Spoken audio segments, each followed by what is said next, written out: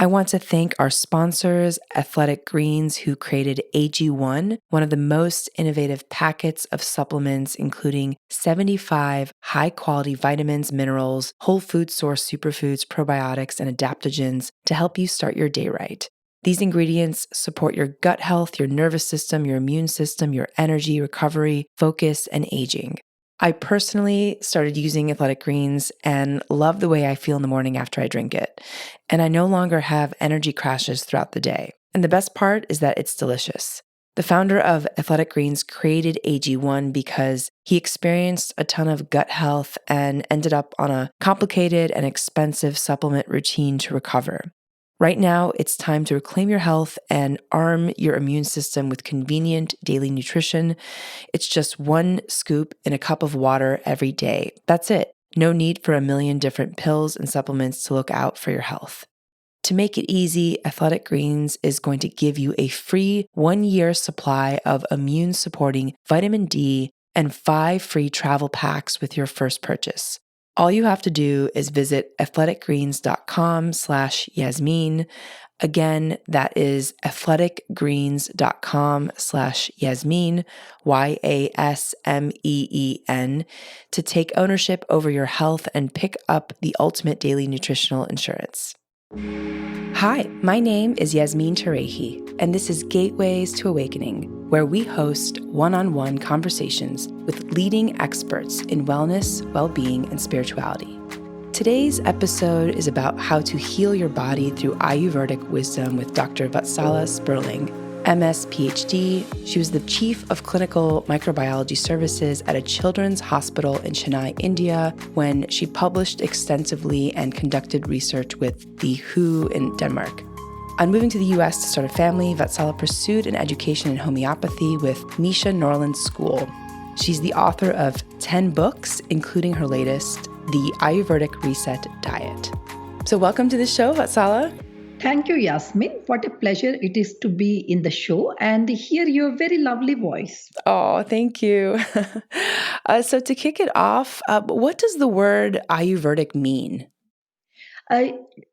According to the dictionary, it simply means anything pertaining to or related to Ayurveda. Okay.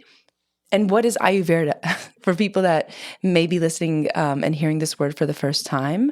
Ayurveda is a science of wellness based in the ancient traditions in India, and it goes back many, many thousands of years.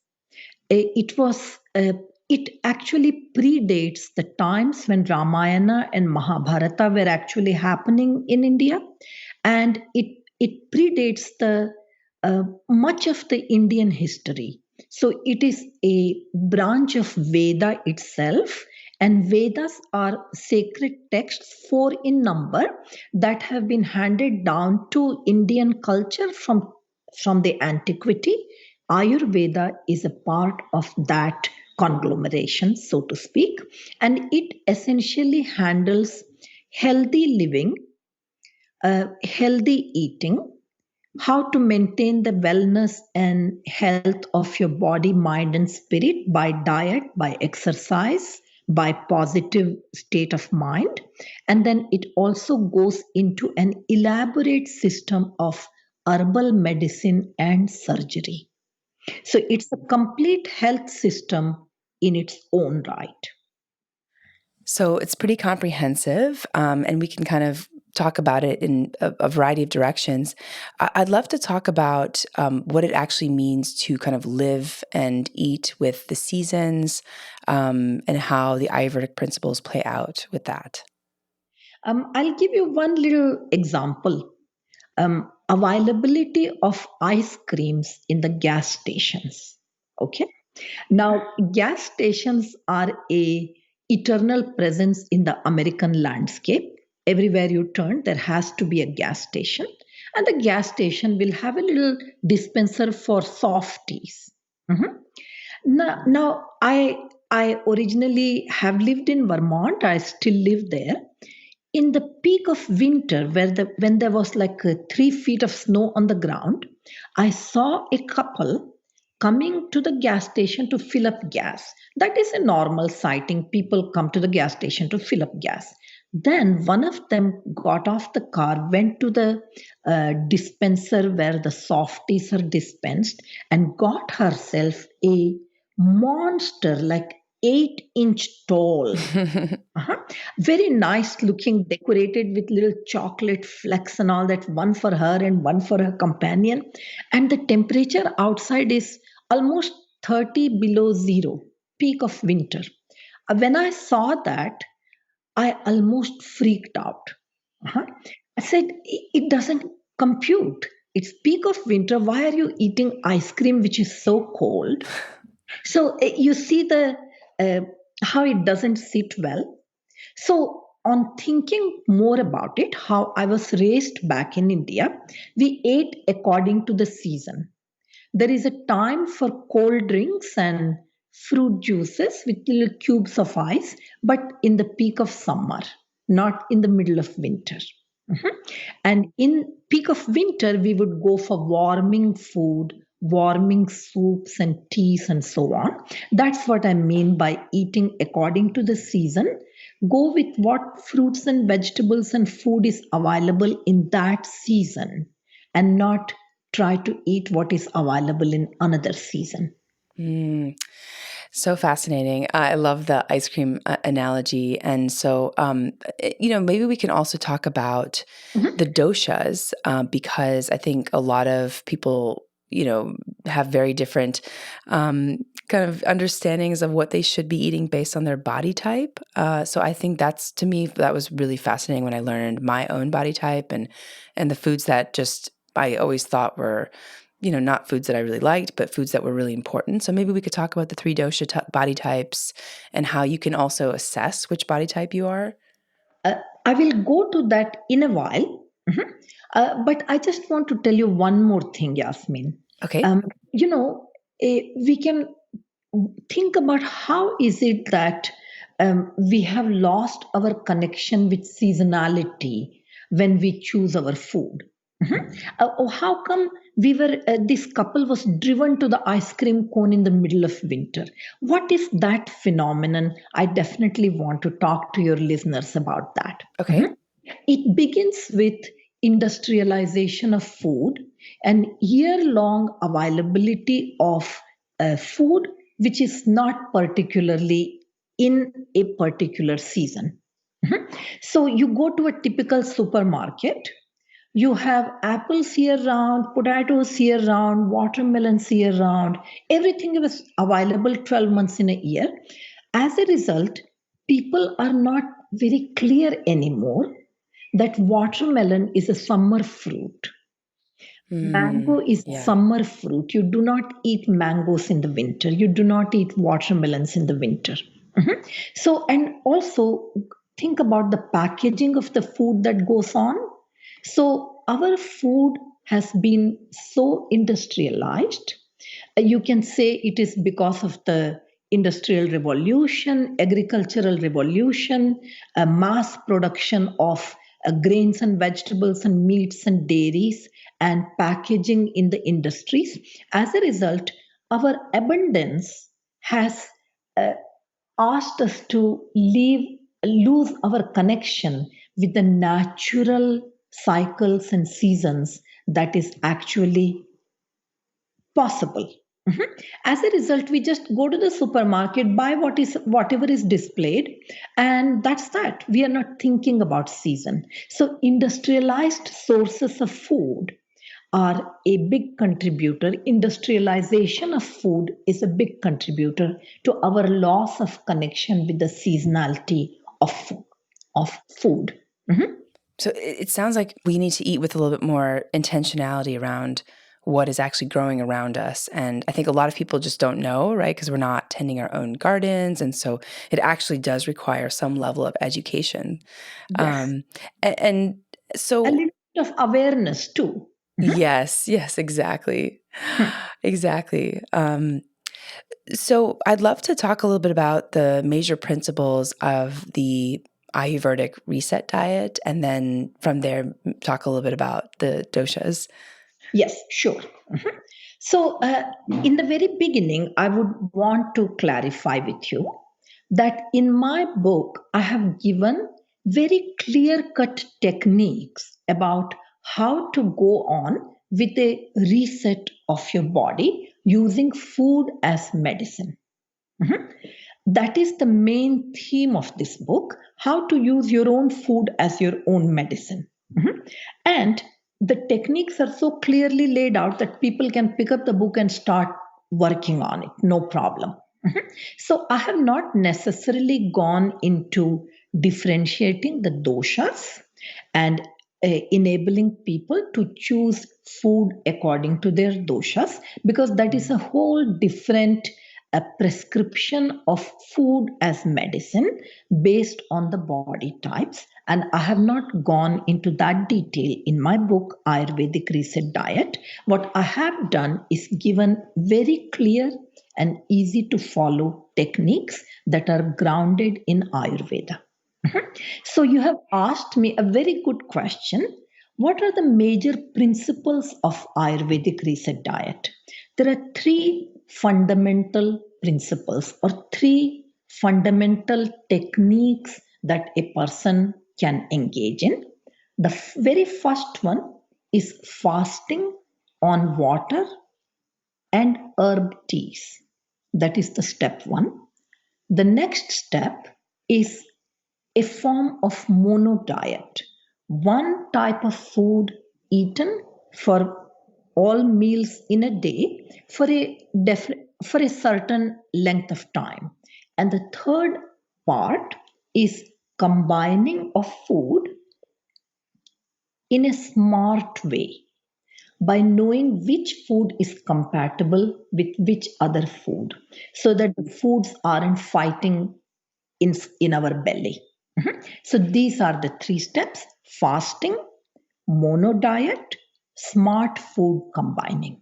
And on those three principles, I have developed this plan for resetting our digestive system, resetting our relationship with the food, actually.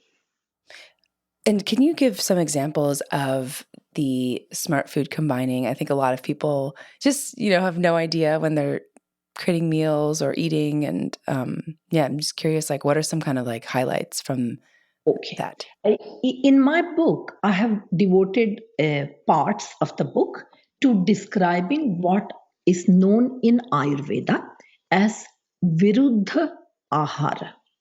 What that means, it's a Sanskrit word, Yasmin. What that means is foods that are opposite to each other. We do not combine them. For example, having scoops of ice cream with hot coffee. So you are subjecting your oral cavity as well as your stomach with a very cold temperature food and a very hot temperature food at the same time.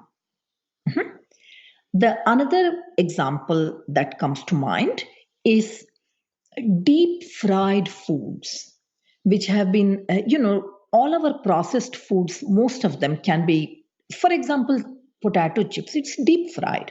Mhm. So the deep frying process creates changes in the chemical structure of oils and fats that is considered not suitable in Ayurvedic plan of eating.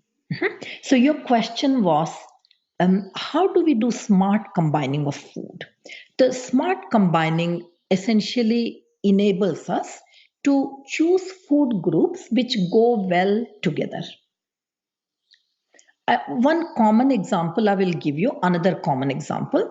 Um, the traditional meal in the West is a nice portion of meat along with a nice portion of potatoes. Very common, most households engage in that. Both these foods, they digest at different rates, different speeds. The meat takes much longer to digest and it sits around fermenting, whereas carbohydrate, the starch from potatoes, it's very quick to go. Mhm. So those are incompatible. And in smart food combining, we keep these two food groups as far as possible. That's what I mean by smart combining. Fascinating. And then same with like the liquids. Same thing with liquids. You do not mix very hot and very cold.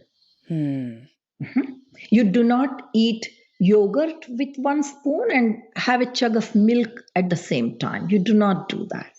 Those kind of basic rules. And these are all grounded in Ayurvedic principles of healthy food intake. Got it. And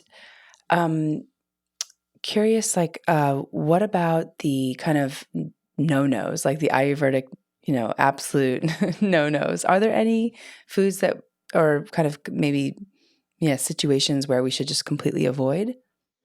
Actually, this question is a gateway to the question about connection of doshas with food intake. It goes into the medical aspect of a food prescription. So, if a person has a very strong vata, there will be some foods that will be contraindicated for them. Same thing if they have a very strong pitta, some food, some spices will be contraindicated for them. But like I mentioned to you before, I have not gone into that territory. I have stayed very clearly within the fasting, mono diet, and smart food combining as a touchstone for Ayurvedic reset diet. Got it. Okay. And what about some of the other principles outside of food, like in terms of rest and sleep? What are some of the principles of Ayurveda when it comes to that, and also with seasonality and how that plays out? Okay, seasonality is pretty simple. We go with what is available locally. Yasmin, farmers market, it's a very good place to shop because the farmer, he harvests from wherever he's growing it and he brings it to the farmers market table and you buy that. So obviously if he doesn't have a hot house, he cannot grow mangoes in the winter.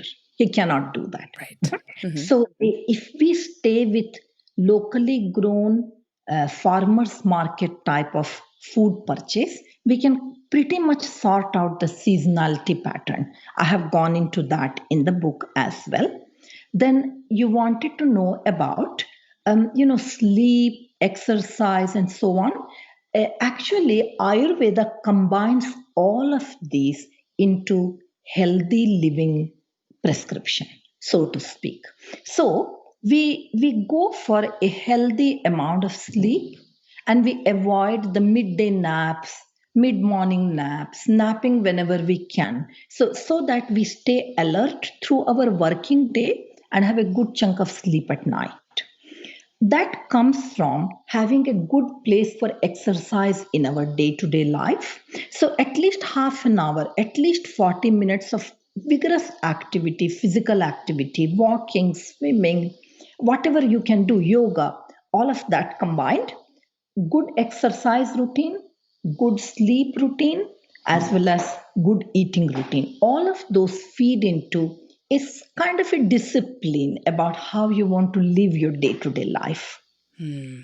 Does it make sense? Yes, I love that. I think so many people, especially in like the kind of hustle of Western culture, are absolutely not living by the Ayurvedic diet and principles. So, Vatsala, what are some of your favorite rituals? My favorite rituals are one of that I learned right at my home when I was growing up, and that ritual was around um, worship of fire in the kitchen and asking fire to enable to cook food to perfection, and that food is going to be consumed by the family as a group. So and the prayer that goes along with that is, fire, please help cook this food properly. And food is considered to be a gift from goddess Annapurna in my culture, and we pray to goddess Annapurna for her blessings, for her grace, so that the food that we consume is not just for enjoyment, for greed, for having too much, or we can afford too much so we must eat too much. No, so that the food which is blessed by Goddess Annapurna is actually our medicine.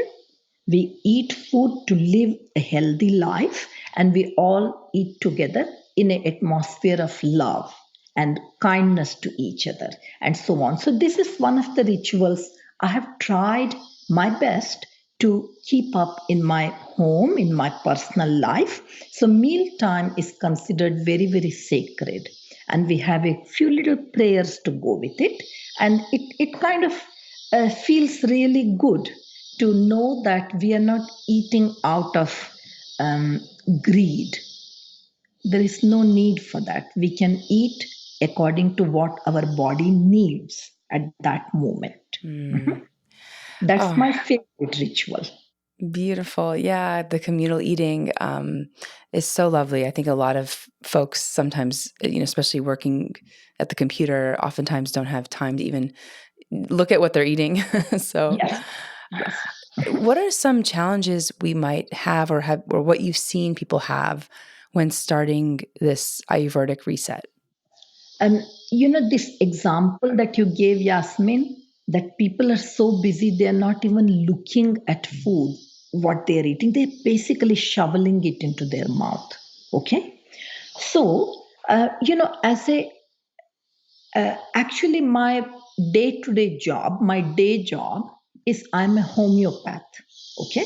And I have been studying since 2005 to become a homeopath. And now I have a full fledged practice where I see people and they come for various complaints, all kinds of complaints. So, in a homeopathic interview, we always ask about what they like to eat and when they eat and how is their hunger, how is their thirst. It's a very common set of questions that we ask them. I ask them. So, in these years of working with people, and they come to me for homeopathy, I also hear their connection with food, how they're relating to food, in what way. Mhm. So many times when they're describing their narrative, their complaints, it becomes very clear that they are kind of disconnected with their food. And the example was, not even look at food that is going in your mouth. So I made a study of that. Mhm. And try to understand from various walks of life how people relate to their food. So, this is a challenge that I have tried to tackle in my book. And uh, there is a chapter on preparing for the Ayurvedic Reset Diet, and it begins on page 74. It goes into various steps. Like, first of all, we come up with various reasons why we cannot change our habits. Uh-huh. And those reasons can be very convincing, very, very convincing. So we come up with reasons for that. And I've almost chided the readers, come on, get over it. Come on, come up with something new that I cannot turn away from. Don't repeat the same excuses. Okay. So those kind of things. And then there are steps to go into so that the challenges become solvable. If a person is saying, I'm so busy that I mostly don't have time for lunch, I will talk to them and say, you know what? Carve out time when you are sitting with your food and food only. Your cell phone is turned off, your TV is turned off, your newspaper is put away, and your uh, radio is turned off. You are just sitting with your food. It will take you 15 minutes, maybe at most, to fill up your stomach. It don't need more than that. Don't need 4 hours. So can you try that? So these are the challenges that people do come up with, and they talk to me about it, and I have come up with little solutions for them, little recommendations for them that I have gone into the book. Amazing. Amazing. And what about some of the kind of daily go-to herbs or things that we should be taking per season? And why do you suggest that? Okay. Uh, Day to day go to herbs, the basic Ayurvedic cooking will involve garlic and ginger and very slight amount of chili pepper, cilantro, basil, cumin, mustard seeds, spices, and herbs. Mhm. So, my favorite go to in the winter is fresh basil. And when it's made into a mild tea, it is a decongestant for respiratory infections and it keeps the immunity way up. It's very healthy that way. So, in the winter, my go to is fresh basil. Then in the summer, for cleansing of liver and kidneys, cilantro, fresh cilantro is a very good herb, and I am naturally drawn to that. And year round, some spices like turmeric, you'll use it year round. Mhm. But fennel more in the winter month because fennel helps with the digestive process. So these are some of my favorites. Okay, wonderful. It's funny because I drink fennel all year round, Uh-huh. but it's predominantly for winter. Uh-huh. What about if you live in a climate that doesn't really have a lot of seasonality? Good question. Am I not based in Vermont, where there is winter and then there are two stick seasons and a very brief summer of like 4 weeks? Uh-huh. So, this question it's amazing for me because I experienced exactly what you're asking. When you live in a place where seasonality doesn't mean anything, suppose in Vermont, okay, in winter we get our stash of apples. Fall harvest of apples we eat through winters. Very practical, very grounded in the reality question. In that situation, we do the best with what we have. We don't fight with the weather. We don't pretend that it doesn't matter. No, weather is important. We do our best with what is available to us. For example, if a person who is an Eskimo living up way up on the northern circle, they obviously cannot be dreaming about green vegetables, can they? Mhm. They have to go with what is available to them. So, that level of flexibility we all have to have, that we work with what is available to us and we do our best in that frame. Got it. Okay, because I live in Los Angeles, so there's I think less seasonality. Let's put it that way. So, it's like a perpetual, I guess, spring or summer sometimes. Yeah. So, Vatsala, I'd love to learn about your journey and where you learned your philosophy from. Can you talk to us about your journey? Sure. Um, it goes back to being raised by my mom and dad in India, where that is where I was born. So it never occurred to me that was anything special. In the sense, we get up, we brush our teeth, we do our bathroom routine, we shower, we wear fresh clothes, we do our prayers together with the family as well as individually. Then there is a freshly cooked breakfast. We go to school, we come back, there is freshly cooked lunch, very simple food, couple of ingredients, couple of items on the menu, not a elaborate 36 items on the menu. Simple food and then simple dinner.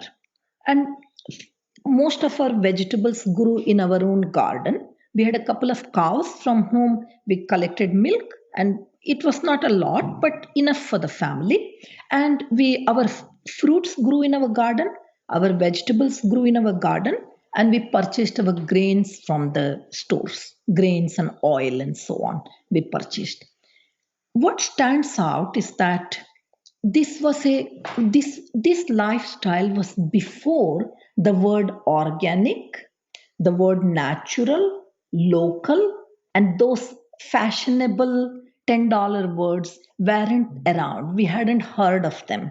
We only ate what grew in our garden, basically. And the garden was a little patch of dirt in the front of the kitchen. So mom is cooking, we go to the garden, we harvest, we bring it to her, and she cooks it. That was the life. And abundant food year round, because India is a warm country. Abundant fruits and vegetables year round, and mom knew the simple recipes. But what stands out is in the childhood, there were we also had lots of festivals when there will be lot of festival specific special foods and treats. So when we have special festivals, we are having a good time, having lovely festival foods and eating till our tummy is aching, and mom wouldn't say anything. Once in a year you have Diwali, you go ahead and enjoy, have your food related to Diwali. But after that, if there is a little bit of tummy upset, she put us on fast. Okay, one day of water only. Another day, if the stomach is not settled yet, she'll give us herb teas.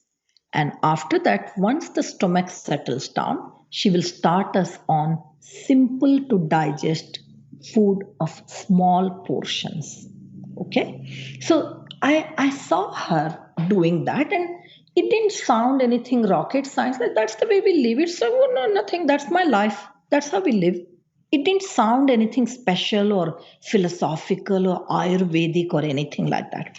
Then I came to US in 1996. I got married, and with my husband I came to the US. What I saw here, that was in sharp contrast with how I had grown up, Yasmin. It was like day and night.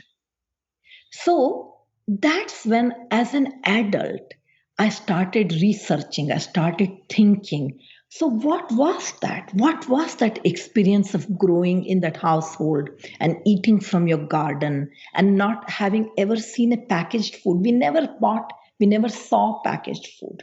Okay. So, I started researching and reading and learning to investigate the philosophy of life that we were subjected to in India without being told these were any big philosophies. These are just day to day life.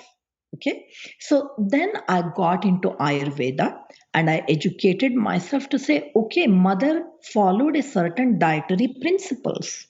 They followed a farm to table, for example, from the garden to the kitchen. There was no refrigerator. Okay. So that growing up, what seemed completely natural and normal to me at that time, subsequently, on further investigation, turned out to be deeply entrenched, deeply and truthfully grounded in the principles of Ayurveda that my mother had learned from her mother, and her mother had learned from her mother, because my mom didn't go to a Ayurveda medical school. She just knew what to do. She treated us at home with Ayurvedic herbs and medications because she knew it from her mom. So then I started studying and understanding that philosophy of life, which connects health to diet, exercise, sleep, breathing, healthy thoughts in your mind. All those principles are indeed grounded in Ayurveda. So that is Mm. the philosophy. You can say that was my dowry from India. Oh, I love that. I love that. So beautiful. And, why do you think that this subject is important? And like, why did you dedicate so much of your life to this? Yasmin, ask, you do a survey, okay? Hire a survey company, and the survey company will call at the dinner time at 6 p.m. and say, can I ask you a question in a very high tone? And the simple question is, do you want to be sick or do you want to be healthy? Just that one question. And see what the survey results come. Everyone but everyone who has a human body will say, we want to be healthy. Health is the topmost. Do you want a diamond earring? Do you want a silk sari? Do you want to party? Do you want to go swimming in the ocean?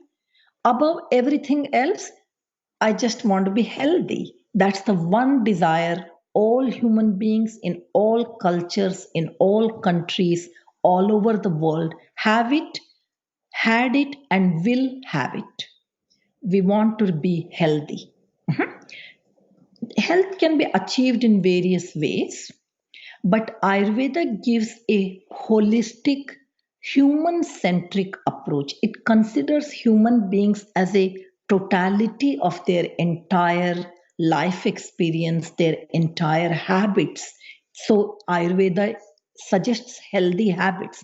So why I got so deep into Ayurvedic principles and wrote this book, Ayurvedic Reset Diet, is to help people in their pursuit of good health. The American dream is pursuit of happiness. I add to that pursuit of good health. Can we achieve that dream? Can we achieve that goal and make it our day to day reality? And can Ayurveda, with its simple principles, enable a man on the street, a woman on the street, to access simple principles that will help her stay healthy, stay grounded? That was my driving motivation for this research and for writing this book, to be able to help people. Love that. Yeah, that's I think the big question in life is how do we move through this world and really be truly healthy on every level. So I love that you've dedicated your life to this work. Vatsala, what are some stories from clients who you've worked with who've dramatically, changed their life by implementing these principles? Yeah, I'll tell you that one. This is a juicy story as far as stories go. Okay. So I was a new practitioner with all the insecurities that come to a new practitioner. Okay. New practitioner of homeopathy. I just graduated. I just hung my shingle on the lawn. Very first client who comes in. Now, I do want to apologize for sounding a bit smug, in the sense that to even describe a person as she was obese, I don't want to hurt anybody's feeling, but this is a simple observation that I had. This person came to my office, to my practice, asking for help for uh, chronic fatigue syndrome. That's the diagnosis the doctor had given her. You have chronic fatigue syndrome. Okay. So she came to me. I had just started my practice, and she said, I just want to try. Maybe you have something you can tell me. I just have this problem. So, as the homeopaths do, I started talking to her and found out all her background information and so on with regards to her wellness. And then question turned to food. So she very honestly, she described me what she ate through the day. So her breakfast, her lunch, her dinner, and her snacks. It's given in a graphic detail in the book. Mhm. And couple of times I've also presented webinars where I kind of made pictures of the food groups that she was engaged in. So the typically her meals consisted, no matter it is breakfast, lunch, or dinner, it consisted of eggs, meat, bread, snack foods, cookies, chips, and so on, jerkies and dry meats and spicy meats and some more meat, completely meat and bread. That's what she was going on for. And she would have tubs of ice cream, not two scoops. She'll have a full tub, and she'll have a full bar of chocolate. Sorry. So that was enormous amount of food with no fruits, no vegetables, no water. There was not ever a mention of water. What do you drink when you feel thirsty? I drink cold coffee. What do you drink when you really want to kind of soften the food that you've eaten? If you are constipated, what do you drink? I have some more of coffee. So that was her meal plan. Now, this person is talking to me, and I'm kind of listening. Okay, this is what you eat. And then she was heavily into diet Coke, diet soda. She said that helps me keep my weight down. That was her understanding. But her weight was not managed well. Mhm. So I heard this person and I said, okay, I can give her a remedy and send her home. I did my job as a homeopath. She came to me for homeopathy and I give her a remedy, I send her home. I'm done. But then in homeopathy, there is a philosophy, basic philosophy, which is maintaining cause. And when there is a maintaining cause, in her case, bad food intake, okay, it was atrocious. That food could kill a person. She only got uh, chronic fatigue syndrome food, okay. So that was a lethal food what she was eating. That is the maintaining cause of her problems. So if I give her even the best chosen remedies, they will only do so much. And the rap will be homeopathy doesn't work. Okay. So I had a talk with her. I said, look, madam, um, there is something to be done about your food habits. Would you be inclined for receiving a few suggestions from me? She said, okay, what is it? And so on. And but before she said that, she I also told her just giving you remedy is not going to help you. You need to change the way you eat. She said, let me think about it, and off she goes. Okay. She didn't take the remedy, she didn't ask me any questions, she went home. I said, oh, boo, I lost my client. Boo. Okay. First one in the door and first one out the door. I'm never going to see her again. Okay. So that was in the beginning. But what happened? Couple of weeks later, she came back. She said, you were telling me you will tell me something about food. What is it you had to say? So I started working with her and I went step by step educating her about the seasonality, about fasting, about mono diet, about diet combining, and so on. And her chronic fatigue syndrome went away. Many of her digestive complaints and uh, went away. Her weight came down. She became much more healthier and much more vital in her being. And then I started her with the homeopathic remedies as well. Mhm. So this particular incident, it really sticks out. It stands out for me as a, like it was. I lost that client, but then she came back because she was curious about it. She was interested to take charge of her life by way of modifying her relationship with food. She was open to the idea.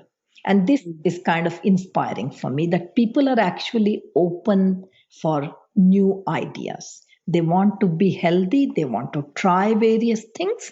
They just have to click with the right approach and they're going to be fine. Hmm. Beautiful. I love this story. That's amazing. And just how much you can change someone's life by implementing these principles.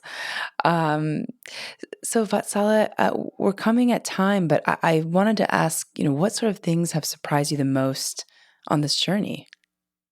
What has surprised me is that people get into a pattern of eating various foods and they consider that normal and they consider that that is their food habit and anything outside of that is foreign. Mhm. That surprises me. But at the same time, while I'm telling you this, people who are very stuck with that uh, diet plan, sometimes they want to take charge, they want to take the initiative, they want to learn. The book is born out of my clients' desires to change their life, change their relationship with the food. Okay, so that is what surprises me most, that while we have some people who are completely stuck with their habits, there are many more who are eager, who are curious to change, to bring change in their lives, which will enable them to remain healthy. Mm. Oh, beautiful. I love that. Yeah, it's so funny. We just are conditioned to believe that whatever we're eating is normal and anything outside of that is foreign. I love that so much because I think it's hard for human beings to change, but also we're open. So Vatsala, where can people find you? Are there any resources that you can point folks to in order to learn more about you and your work? Obviously, this book just came out. This book, Ayurvedic Reset Diet, it came out last year. It's doing its walking through people. and it's finding people who find it valuable. This is a good book. Then another book that I had read in 1998, way back, written by Harish Johari, and he had written a book on Dhanvantari, A Life of Balance. No, Complete Guide to Ayurvedic Life. I'd read that in 1998. Now, Harish Johari also had learned Ayurveda from his parents, not from a Ayurvedic medical school. So these are like books based in the tradition that he learned, I learned from my parents, basically by living a life. So these are some practical books to go to. And then to find some more of my work, the website is www.rochesterhomeopathy.com, where all my publications are listed. And they're mainly in homeopathy, but gives an idea about the type of work that I do. Amazing. Amazing. And thank you so much for your time, Vatsala. I have so many more questions, but folks can check out your book and check out all the resources that you have online.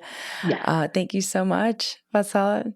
Yasmin, it has been such a joy talking to you because you're interested in this subject. You asked some wonderful questions. I really appreciate it, and I enjoyed my time talking with you. Thank you so much. Oh, thank you so much. Thank you. And for our audience, thanks for joining and for listening. In this episode, we learned about the Ayurvedic Reset principles, and you can tune in to Gateways to Awakening, where we host one-on-one conversations with leading experts in wellness, well-being, and spirituality. Thanks again.